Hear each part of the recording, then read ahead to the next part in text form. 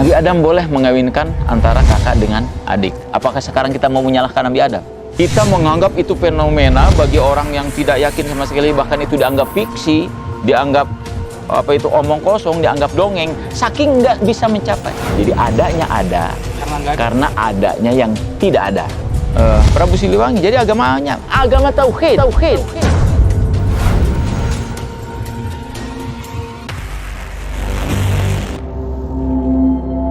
Assalamualaikum warahmatullahi wabarakatuh. Ketemu lagi sama saya Iskandar dan Haji Ali Taba atau Kang Ali Ya. di acara Kisah Jejak Misterius di channel Java Jira Picture. Dan jangan lupa kunjungi juga channelnya Kang Ali Taba Channel ya Kang? Ali Taba Channel. Iya. Kali ini saya akan mengupas jejak-jejak misterius di episode Prabu Siliwangi. Kang Ali pernah Dua episode Prabu Siliwangi. Kisah Prabu Siliwangi, dua episode ya? Iya, 2 episode. Prabu Siliwangi 1 dan kedua ya? Oke Kang, bicara tentang Prabu Siliwangi ya berarti kerajaan Pajajaran ya Kang? Ya, Pajajaran. Yang kita tahu kerajaan Pajajaran itu di puncak kejayaannya itu saat zaman Prabu Siliwangi ya? Ya, Prabu Siliwangi Sri Baduga Maharaja. Jaya Dewata ya? Kadang ada hal yang nggak masuk di logika saya, kayak misalnya Prabu Siliwangi itu kemana sih? Dia menghilang atau sebenarnya meninggal atau kayak gimana? Dan saya baca lagi tentang kisah anaknya Kian Santang tuh yang segitu saktinya gitu. Bahkan melebihi orang tuanya itu. Itu bisa diceritain nggak Kang? Ya. Secara runtut. Iya, memang kalau kita mau bercerita panjang lebar tentang Prabu Siliwangi itu panjang sekali ceritanya. Karena bicara Prabu Siliwangi, kita mau tidak mau harus flashback ke sejarah Sunda secara panjang lebar, dan itu butuh waktu yang sangat panjang pasti ya. Karena ini memang salah satu dinasti yang paling fenomenal di kita di Indonesia ya. Nah, Prabu Siliwangi sendiri ini semua raja Sunda ya itu bergelar Siliwangi. Ya, karena Siliwangi sendiri punya makna filosofis adalah silih wangi, saling memberi wangi, jangan saling membuka borok orang gitu. Oh, gitu. Artinya itu. Jadi secara harfiahnya itu. Jadi ini sebenarnya filosofi bagi orang Sunda dan orang Indonesia secara keseluruhan gitu. Oh, bukan artinya silih berganti wangi, bukan? Iya, artinya gini. Raja yang satu diganti oleh raja yang lain yang tetap memberikan wangi pada siapapun gitu. Ya, sebenarnya ini filosofi bagi kita semua gitu. Jangan suka membuka aib orang, jangan suka membicarakan borok orang. Kejelekan orang. Ya, buatlah semua orang itu menjadi harum, menjadi wangi. Nah, itu kan filosofi yang tinggi sekali ya. Nah, tapi memang kerajaan Pajajaran ini dengan gelar Prabu Siliwangi, dengan Raja Prabu Siliwanginya itu yang paling besar adalah Sri Baduga Maharaja ya, yang itu memerintah tahun abad ke-16, 1500-an 21 kan ya terakhirnya. Nah, tapi gini, untuk mengangkat episode Prabu Siliwangi, saya sebenarnya memang punya kesan tersendiri. Ada yang membuat saya agak traumatik sedikit tentang kalau kita mau mengangkat Prabu Siliwangi di film dokumenter. Semua yang terkait yang kita butuhkan, tapi memang susahnya minta ampun, risetnya juga susah. Kemudian narasumber juga dia cuma bisa bercerita, tidak bisa menunjukkan di mana ininya gitu. Tapi kalau dari sejarah nih Kang, Kang Ali sangat meyakini gak? Kadang saya ragu juga nih, beneran ada gak sih sejarah ini atau cuma buatan manusia? Tapi sedangkan kalau diurut-urut silsilah sampai ke Sunan Gunung Jati gitu-gitu, gimana Kang sejarahnya? Saya kira kalau kita bicara itu benar apa enggak, saya yakin ini adalah memang cerita sejarah kita, ya. Sejarah kita. Tetapi bahwa dalam perkembangan ini banyak sekali terbumbui dunia mistis yang membuat sejarah menjadi kabur ya. Itu juga kenyataan gitu. Tetapi bahwa sejarah kerajaan Pajajaran dan Prabu Siliwanginya itu ada apa enggak? Oh, saya sangat yakin ada gitu. Lalu apakah kehebatan Prabu Siliwangi itu seperti yang digambarkan kalangan-kalangan orang pada waktu itu?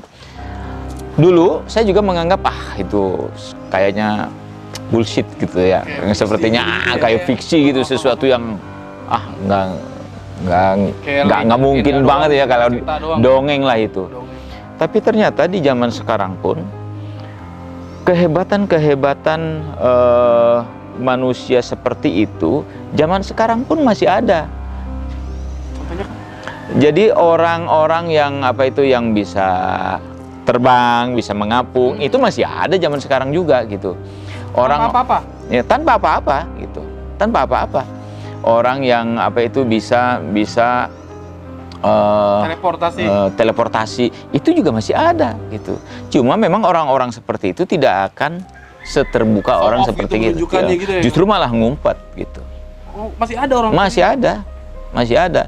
Dulu saya menganggap itu, tapi sekarang setelah saya coba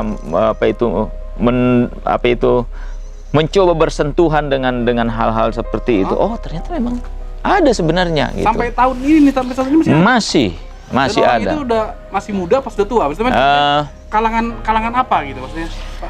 Memang tingkatan ilmunya pasti tinggi banget kan, Kang? Iya. Kalau dikatakan ilmu tinggi, ya itulah ilmunya tinggi memang. Kalau gitu. dalam Islam itu ma'rifat gitu ya, Kang? Ya, itu orang-orang yang sudah mencapai gitu. Kang Ali percaya itu? Oh, saya sangat percaya. Itu keyakinan yang sebelumnya nggak pernah mampir di sini gitu. Nah, itu sih makanya saya bertanya sama Kang Ali itu kan, kadang kalau lihat referensi dari internet kayak gini kadang kan saya cuma baca doang. Nggak bisa ada feedbacknya ya kan? Ya. Dari mulai kotanya bisa menghilang. Ini penjelasannya kayak gimana itu sih? Jadi gini, tentang kota yang menghilang. Jadi di tingkatan tertentu, bagi orang yang sudah mencapai tingkatan itu, elemen material itu menjadi sesuatu yang sangat tidak berharga, yang sangat tidak ada artinya, yang sangat enteng dibuat gitu. Elemen material ini, ini kan sepertinya sesuatu yang absurd ya, padat, gitu. Tapi ternyata dicontohkan, karena saya Muslim ya, di Al-Quran ada dicontohkan ketika peristiwa yang terjadi di masa Nabi Sulaiman ya. Ketika Nabi Sulaiman menawarkan kepada masyarakatnya siapa yang bisa memindahkan istana Ratu Balkis gitu. Jin Ifrit itu bilang bahwa sebelum Baginda bangun dari duduk Baginda, istana itu sudah ada di sini. Tapi kemudian di dalam Al-Quran dijelaskan bahwa ada seorang alim, seorang berilmu, artinya orang yang punya ilmu tinggi. Ilmu dari mana? Dijelaskan ilmu dari kitab, artinya ilmu dari ilmu dari ajaran Tuhan, ilmu dari ajaran Allah. Dijelaskan. Jadi bukan ilmu sembarangan, ilmu yang didapat dari ajaran agama, ajaran Tuhan gitu. Nah, orang itu kemudian menyanggupi memindahkan istana Ratu Balkis sebelum Baginda berkedip, istana itu sudah, dan ternyata blak ada. Sebelum gitu. dia membuka matanya kan? Iya, gitu. Jadi sudah terpindahkan. Itu semula itu seperti dongeng, tapi dunia fisika bisa menjelaskan bahwa ada energi, kekuatan energi yang bisa mengurai elemen fisik ya menjadi menjadi partikel-partikel yang entah bagaimana caranya, lalu kemudian dipindahkan dan disatukan kembali.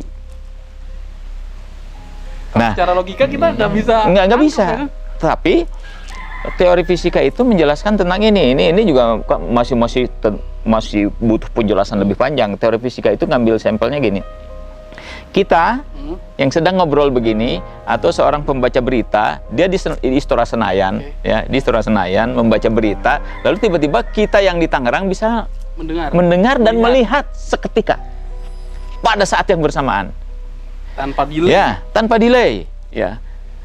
Pada saat itu ada partikel-partikel fisik yang tersambungkan, walaupun hanya fisiknya, hanya visual dan audionya gitu. Benar. Artinya kemungkinan bahwa partikel itu bisa diurai lalu dipindahkan itu sangat terbuka besar dalam ilmu fisika. Cuma tingkatan ilmu kita ilmunya kita yang belum nyampe. Gitu. Tapi ada orang kayak gitu. Ada orang kayak gitu. Dan itu real gitu. Sebenarnya kalau orang yang udah tahu itu hal biasa ya, Kang? Hal biasa. Bagi orang yang sudah mencapai makom itu hal biasa. Orang yang sudah mencapai makom itu yang namanya waktu, ruang Dan fisik waktu udah nggak ada arti. Gitu. Nah, untuk mencapai tingkatan seperti itu, orang-orang dulu memang punya peluang lebih besar. Kenapa, Kang? Karena alam pada saat itu memang alam yang sedang bersahabatnya dengan manusia. Alam yang menghancurkan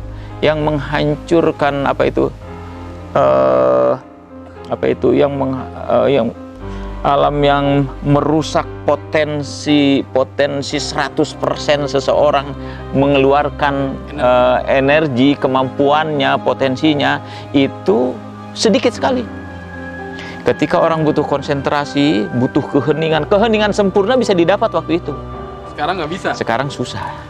Maka orang pada zaman ini yang bisa mencapai tingkatan, susahnya minta ampun. Bisa dihitung ya? Ya, jadi ketika orang bisa mengerahkan semua potensi dalam dirinya, mengerahkan semua energi dalam dirinya, dia bukan hanya bisa mengapung. Sekarang kita masih bisa melihat beberapa biksu bisa mengapung dari. Dulu orang bukan cuma sekedar mengapung. Gitu. Orang bisa dalam sekejap hilang di sini lalu ada di tempat lain. Berarti kan kalau merinding sayang, di film-film fiksi di barat-barat sana kan ada teleport. Terus itu udah di sana. Berarti mungkin dia bisa berpikir seperti itu? Seperti itu sebenarnya. Karena apa? Karena kejadian seperti itu, kejadian apa itu namanya? Kita nggak menyebutnya kejadian gaib, ya, karena sebenarnya itu sangat ilmiah. Orang bisa ngilang, orang bisa terbang. Pada saat itu bukan cuma di sini, bukan cuma di Indonesia, bukan cuma di kita. Di dunia barat pun pada saat itu sama, semua orang bisa kayak gitu.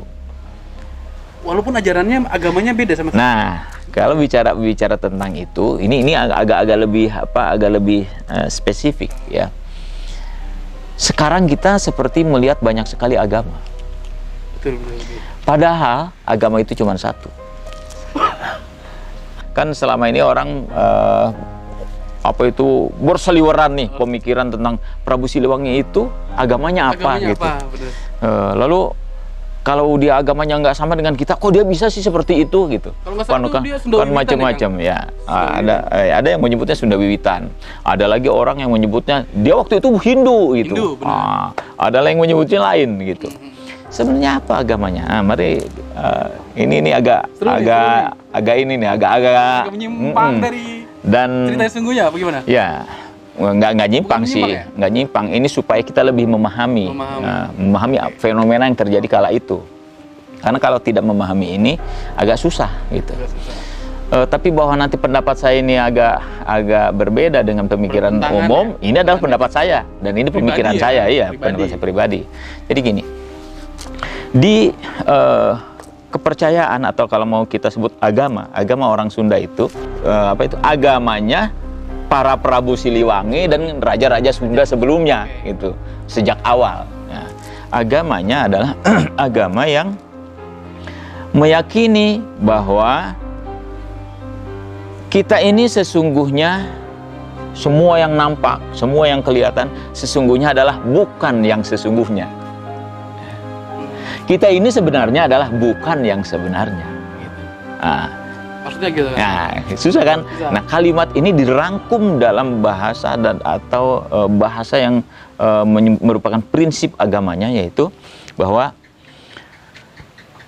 apa yang terlihat ini, ya, adanya yang terlihat ini karena jadi adanya ada, karena adanya yang tidak ada. Adanya yang terlihat ini karena ada yang tidak, karena adanya yang tidak terlihat. Ya. Makanya terlihat ya kan? Ya. Tidak mungkin ada yang ada ini kalau tidak ada yang tidak ada. Oke. Adanya yang ada ini karena ada yang tidak ada. Nah, ada yang nggak ada tuh gimana? Nah, ini jadi gini. Coba kalau kita renungkan lebih dalam, maka kita harus mencoba masuk ke alam tidak ada. Artinya, hilangkan dulu semua yang terlihat nih. Hilangkan semua yang terlihat. Ya, dari mulai tanah sampai langitnya, ya, sampai diri kitanya, berwujud lah ya, ya semua hilang. Sekarang kalau yang ada ini kita hilangkan semua, ya, kita hilangkan semua. Yang ada apa coba? Bentuk ini semua kita hilangkan. Yang ada apa? Imajinasi, enggak bukan? No, bukan imajinasi. Imajinasi itu usaha menuju itu. Apa tuh Kang? Saya nggak nyampe gitu deh. Ketika bentuk semua hilang, yang bulatnya, yang adalah kosong. Kosong itu dalam bahasa ini adalah tidak ada. Tidak ada. Ya. Kosong. Kosong itu kebayang nggak kayak apa? Nggak ada apa-apa. Iya, gitu. Nah, itu bentuk. Lalu kemudian warna. Warna ini kita hilangkan semua. Warna primer, warna sekunder, kita hilangkan semua. Yang ada apa? Gelap. Gelap itu warna dong. Ada warna. Ya. Abu-abu. Abu-abu itu warna. Yang ada apa? Bening. Bening itu warna. So, apa Kang? Yang ada hanya kosong. Kosong juga? Iya. Nggak ada? Kosong. Tidak ada. Ya. Dan tidak terbayangkan apa ya. Setelah warna, lalu kita coba hilangkan lagi unsur yang lain. Suara. Suara. Semua suara sampai desah angin. Hilangkan semua. Yang ada apa? Sunyian. Sunyi itu ada dong berarti. Sunyi itu bukan yang nggak ada suara apa-apa. Oh, sunyi itu masih Sunyi itu masih sebutan. sebutan ya? Iya. Sebutan, Iya. sebutan nggak ramai. Iya, nggak ramai. Berarti kosong juga Kang? Kosong. Ya, setelah suara dihilangkan, yang ada hanya kosong. Kemudian setelah suara, rasa. Rasa, semua rasa. Dihilangkan. Ya, dihilangkan. Yang ada apa? Ya kosong juga. Ya, ada kosong. Ya. Nah, kemudian setelah rasa juga dihilangkan, berarti tinggal yang ada apa? Yang ada adalah Pikiran, ya, imajinasi. ide, imajinasi. Hilangkan semua. Terus kosong dong semuanya berarti? Kosong semua. Kosong semua. Kalau semua kosong, ya, kosong, maka yang ada tinggal siapa? Maka yang ada tinggal yang tidak terlihat, yang tidak terlihat, tidak nampak, tidak. Yang nggak ada berarti kosong Iya. juga dong. Iya. Nah, lalu yang kosong itu sesungguhnya apa? Yang kosong itu sesungguhnya apa? Karena tidak mungkin dia kosong sekosong-kosongnya, lalu tiba-tiba muncul bumi, muncul pohonan, muncul manusia, muncul semesta. Tuhan berarti. Ya. Jadi ajaran itu adalah ajaran tauhid dalam agama. Tingkatannya tinggi banget itu kan. Jadi sebenarnya kalau kita bicara agama mereka itu apa? Kalau konsepnya jelas menunjukkan kepada kita tentang ketiadaan makhluk, ketiadaan kita, ya. Tapi menunjukkan keberadaan satu-satunya Dia yang Maha Pencipta. Agama apa? Sekarang kita menyebutnya Islam. Tapi agama mereka jelas agama tauhid. Oh gitu kan. Seyakin apa Kang Ali? Ngomong gitu. Hah? Kalau kedekatan mereka pada yang Maha Pencipta tidak sehebat-hebatnya, tidak mungkin mereka sanggup melakukan apa yang menjadi fenomena bagi kita. Karena tingkatannya itu tinggi banget ya, Kang. Kita menganggap itu fenomena bagi orang yang tidak yakin sama sekali, bahkan itu dianggap fiksi, dianggap omong kosong, dianggap dongeng, saking nggak bisa mencapai. Tapi orang yang sudah bisa memahami itu, mencapai itu, berarti akan kalau paham kita betul. Al-Halaj dan Siti Jenar tuh sampai seperti itu tingkatannya juga, Kang? Ya. Ya. Nah, lantas bagaimana dengan Prabu Siliwangi? Jadi agamanya agama tauhid. Tauhid. Cuman penyebutannya bukan tauhid. Agama yang yang mengajak manusia mengesahkan Tuhan. Nah, tapi kalau dalam sejarah lagi Prabu Siliwangi kan bertentangan nih dengan anaknya. Nah, jadi gini. Ya kan? Jadi gini. Untuk masuk agama Islam itu gimana tuh, Kang? Jadi gini. Jadi gini, ketika Nabi Adam diturunkan, lalu kemudian beranak pinak, Nabi Adam boleh mengawinkan antara kakak dengan adik. Apakah sekarang kita mau menyalahkan Nabi Adam? Oh, enggak. Ya, karena ajarannya pada saat itu memang seperti itu. Kondisi. Iya, ketika agama yang dianut generasi kerajaan Sunda awal, Islam seperti ini belum ada. Oh iya, benar-benar. Lalu kita mau menyalahkan agama yang mereka jalankan. Oke. Nah, persoalannya sampai ke abad setelah Rasulullah datang, agama Islam di Rasulullah datang, sebagian anggota keluarga atau keturunan kerajaan Sunda masih menganut agama leluhurnya. Punten. Berarti saat itu kan berarti agama Islam belum masuk ke Indonesia. Ketika Nusantara lah saat itu, ya kan? kerajaan Sunda awal itu sudah terbentuk dengan kepercayaannya, dengan agamanya, dengan apa? Islam belum. Nah, maksudnya Islam kan belum masuk ke Iya, Nusantara. iya. Itu gimana ceritanya? Maksudnya kan Jadi gini, kalau Kang Ali bisa bilang ini ajaran tauhid. semua ajaran yang mengajak manusia menuhankan Tuhan yang satu itu agama tauhid namanya. Dari zaman Nabi Adam sampai zaman Nabi Isa, sampai zaman kita, ini agama tauhid. Kita ini juga agama tauhid. Persoalannya sampai muncul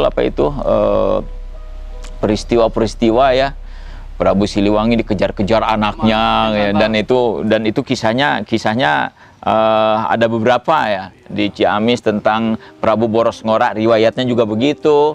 Kian Santang juga riwayatnya begitu. Dan ini dua kisah yang beda tahun, beda masa ini semuanya bertemu dengan Sayyidina Ali gitu. Nah, itu juga bagi orang yang belum sampai ke makom itu susah. Saya pikir ini cuman dongeng nih, hayalan. Sebenarnya apa ini? Enggak, ini karena saya mungkin ilmu pengetahuan saya belum luas ya. Ya. Saya mikir Kian Santang waktu itu kan bilang sama bapaknya kan, dibilang Paduka tolong carikan orang yang lebih sakti dari saya. Saya ingin saat itu mungkin anak muda ingin ngetes ilmunya. Dicarilah kan katanya kan, tapi nggak ada. Nah akhirnya diketemukan katanya sama ahli nujum saat itu sama Sayyidina Ali. Kan sedangkan Sayyidina Ali tahunnya aja udah beda kan. Untuk sekali lagi kan nggak berlogika. Untuk yang belum sampai ke makom itu pasti akan susah dicerna. Akan susah dicerna.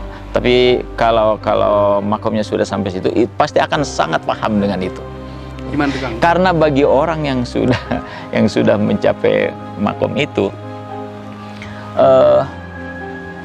sekali lagi waktu kadang tidak menjadi ruang dan waktu nggak jadi masalah. Nggak jadi masalah. Dan gini, ada orang-orang yang memang dikasih oleh Allah itu umur yang sangat panjang. Cuma kita tidak pernah tahu siapakah orang itu. Ya. Contoh yang paling gampang, misal Nabi Khidir sampai sekarang tetap gitu. Tapi nggak tahu di mana. Ya. Lalu Nabi Idris sampai sekarang juga tetap. Artinya kalau kemungkinan para nabi itu bisa seperti itu, berarti orang-orang yang dekat dengan Allah setelah mereka itu pasti ada. Nah itu yang kita tidak paham. Yang Sayyidina Ali masih hidup pun kita belum tahu gitu. Belum tahu, bisa jadi. Di sejarah dia meninggal. Ya. Gitu ya. Untuk bisa ada kemungkinan semuanya kan. Semua punya kemungkinan. Wah Kang, karena ini panjang banget nih, seru banget. Tadinya kita mau bahas Prabu Siliwangi, akhirnya jadi meluas kemana-mana dan emang mudah-mudahan jadi mudah-mudahan jadi pengetahuan. Benar.